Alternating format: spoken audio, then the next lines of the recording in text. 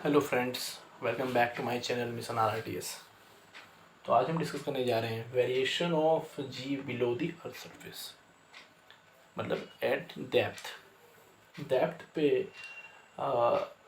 Down पे earth से सब हम अंदर जाते हैं। मान लें हमने डीप कर लिया, कुछ गड्ढा करके अंदर चल जाते हैं, तो उसमें जी की वैल्यू क्या होगी, एक्सेलरेशन ड्यू टू ग्रेविटी की वैल्यू में क्या फ़र्क आएगा। तो हमने ये अर्थ माना, ये अर्थ का यहाँ से ये रेडियस हुआ और हमने डी जो है इसमें डेप्थ लिया, सब तरफ से हमने इसको बराबर इसको इकट्ठा कर लिया है। तो हमारा एक छोटा सा स्पेयर और बन गया। अर्थ एक स्पेयर शेप का है, तो पहले उसका रेडियस आर था तो ये शेप था, और अभी जो ओरिजिनली शेप बना ये डेप्थ करने के बाद तो ये डी शेप किया, तो हमने एक और छोटा सा एक इस आपका स्पेयर बन गया। स्पेयर इसका रेडियस हो गया आर माइनस टी, क्योंकि ये पूरा आर है और ये डी डेप्थ किया तो आर में से डी माइनस किए, तो अंदर जो नया आपके पास स्पेयर बना, मतलब अर्थ का जो अभी शेप बन चुका है वो है आर माइनस टी। तो अब क्या एक्सेलरेशन ड्यू टू ग्रेविटी होगा, जी की वैल्यू क्या होगी। तो जैसा कि हम जानते हैं कि सरफेस पे as we know that the acceleration due to gravity on the surface of earth g equals to g M by R square. ये हमें पता है कि सरफेस पे अर्थ पे ग्रेविटेशनल जो एक्सेलरेशन है, एक्सेलरेशन ड्यू टू ग्रेविटी है, वो g M by R square है। ठीक है, अब इसके बाद क्या करेंगे, हम मान लेंगे कि अर्थ एक होमोजीनियस है। होमोजीनियस पेयर तो ये नहीं है, मतलब यूनिफॉर्म डेंसिटी इसकी नहीं है, लेकिन मान लेंगे कि अर्थ है कि यूनिफॉर्म डेंसिटी का है, मतलब अर्थ भी है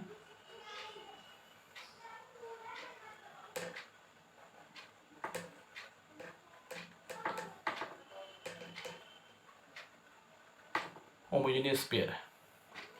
ठीक है, अर्थ एक होमोजीनियस पेयर है और इसकी रेडियस क्या है, रेडियस की आर है। मान लिए हमने कि अर्थ एक होमोजेनियस पेयर है और हैविंग रेडियस आर।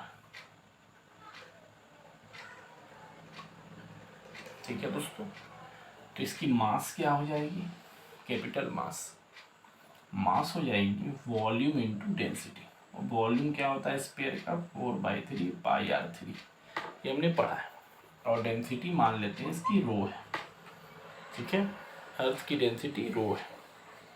तो आपके पास जी की वैल्यू क्या आ गई दोस्तों, इस जी की वैल्यू आपके पास आ गई। मतलब अभी हमने कुछ डेप्थ नहीं किया, ओरिजिनली अर्थ को माना है।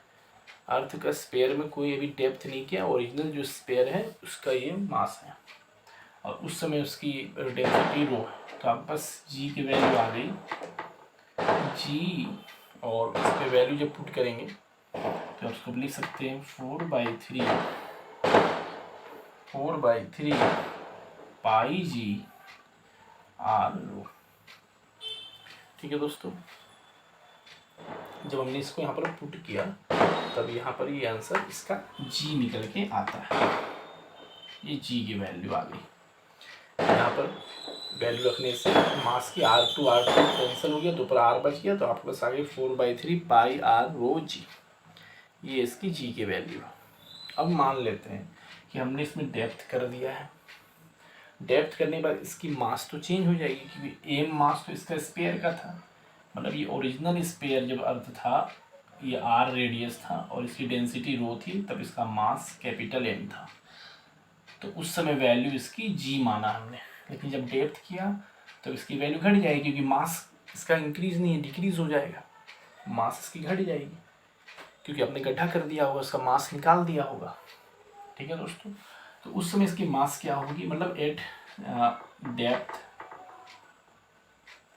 क्या है, डेप्थ डी पे जब हमने डेप्थ डी किया तब इसकी मास क्या हो जाएगी, तब इसकी मास उसी तरह से दोस्तों निकाल सकते हैं इस फॉर्मूला से डायरेक्ट कि जी डी इक्वल्स टू 4/3, ये कॉन्स्टेंट, पाई भी कॉन्स्टेंट, जी भी वही रहेगा, सिर्फ आपका स्पेयर की जगह हो जाएगा आर माइनस डी, और रो तो रो रहेगा दोस्तों, क्योंकि डेंसिटी तो चेंज नहीं होगी, डेंसिटी अर्थ का तो वही रहेगा। तो अब बस जी डी का वैल्यू ये आ गया। डेप्थ में अर्थ का जो एक्सेलरेशन ड्यू टू ग्रेविटी है ये आ गया, मतलब ये इक्वेशन आप 2 लीजिए, ये 3 लीजिए, ये acceleration due to gravity at depth d पे आया। तो आपको क्या आ गया दोस्तों, इसका रेशियो कर लीजिए, g d by g equals to आ जाएगा, सब कुछ कैंसिल हो रहा है, देख लीजिए 4/3 cancel, pi cancel, g cancel, बच गया रो कैंसिल, बच गया R minus d by R, R minus d by are.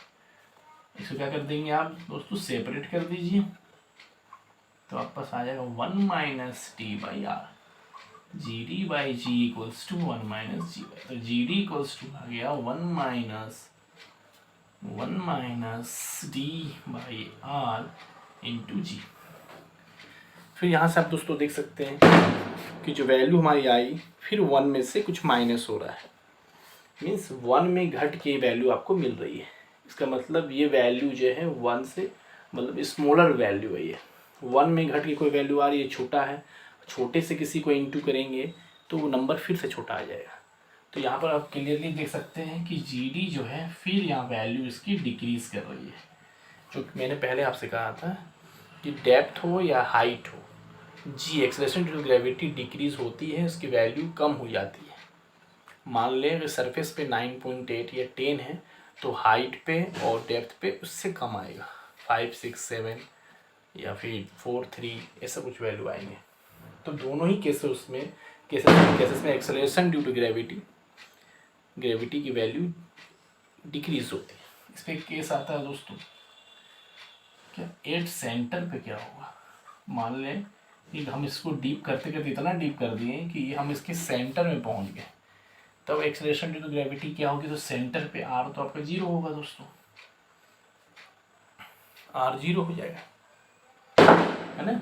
नहीं, आर 0 नहीं होगा, सेंटर पे अब क्या हो जाएगा, आपका डेप्थ जो होगा वो डी हमने आर के बराबर कर दिया, 0 नहीं होगा। डी को डेप्थ करते करते इतना कर दिए कि डी और आर जो है यहाँ बराबर हो चुके हैं, तो इस पोजीशन पे आपका वैल्यू आ जाएगा 1 minus r by r into g, तो ये हो गया 1 माइनस 1 इंटू जी, मतलब 0 इंटू जी मतलब 0, मतलब यहाँ पर आपकी वैल्यू 0 हो जाएगी, मतलब acceleration due to gravity at centre of the earth will be 0, मतलब वहाँ पर आपको ग्रेविटी फील ही नहीं होगी, मतलब आप हवा में उड़ेंगे, हवा में तैरेंगे, जिस तरह से स्पेस में जो कहानी होती है वही होगा, मतलब अर्थ आप पे कोई फोर्स नहीं लगा रहा होगा उस समय।